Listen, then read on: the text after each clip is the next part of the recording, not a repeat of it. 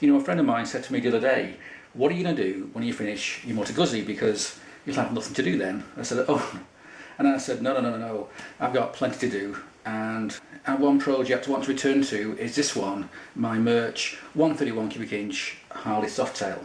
Now this bike was built in 2000 to 2003 when it went on the road, and over the years it has been changed quite a lot, but there are still a few more things I'd like to update, and one of those is the riding position.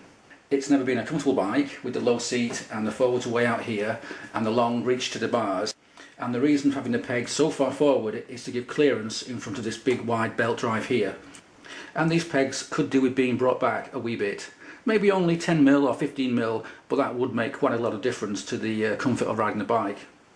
And so to do that, we need to remake these billet plates to bring the whole thing back about 10mm on both sides.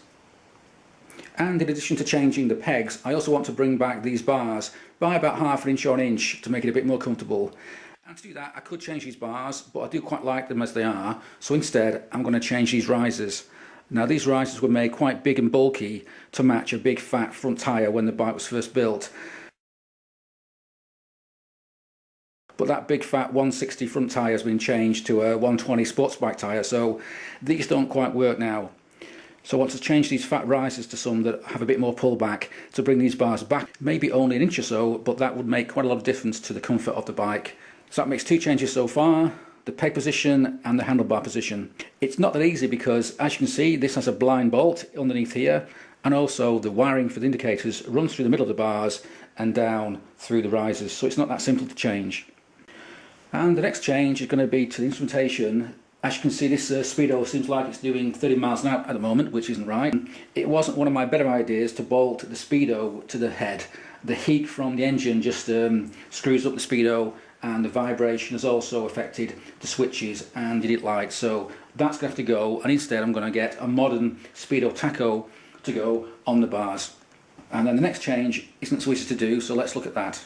And the last change I want to make is to somehow modify the rear suspension to give me more ground clearance.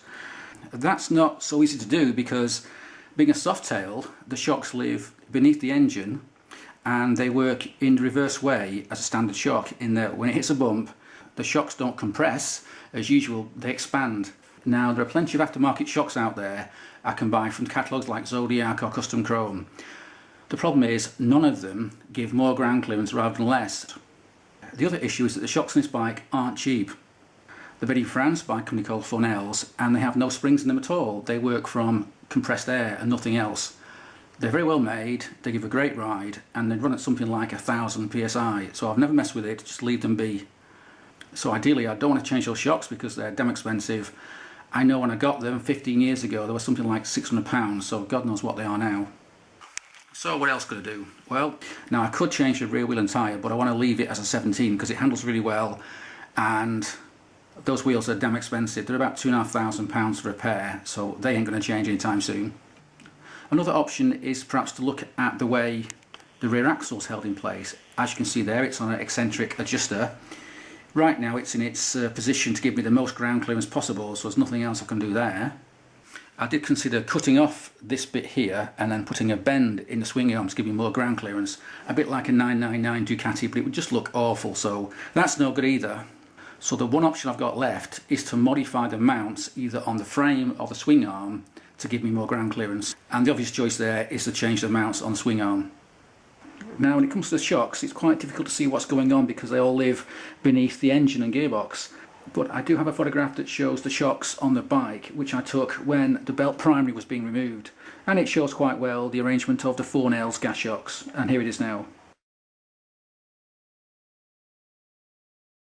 So I've measured the distance between the swing arm pivot and the axle at the back, and also from swing arm pivot to the pivot of the rear shock, which you can't really see because it's beneath the gearbox, and those numbers come out at 335mm for this distance here and 135 for that distance down there. That is to say, 1 inch movement at the shock will give me 3.3 inches movement at the rear wheel. And since I want at least an inch more ground clearance, ideally 1.5 inches, that means ideally I want to move the rear shock mount about ½ inch back, which in turn would mean the swing arm will pivot down about 1.5 inches and thus give me more ground clearance. Well, that's the plan anyway. So as you can see, there's still plenty to do, even when I finish my current project. That's just one of the bikes that needs work, so I've got plenty to keep me busy over the next winter or so.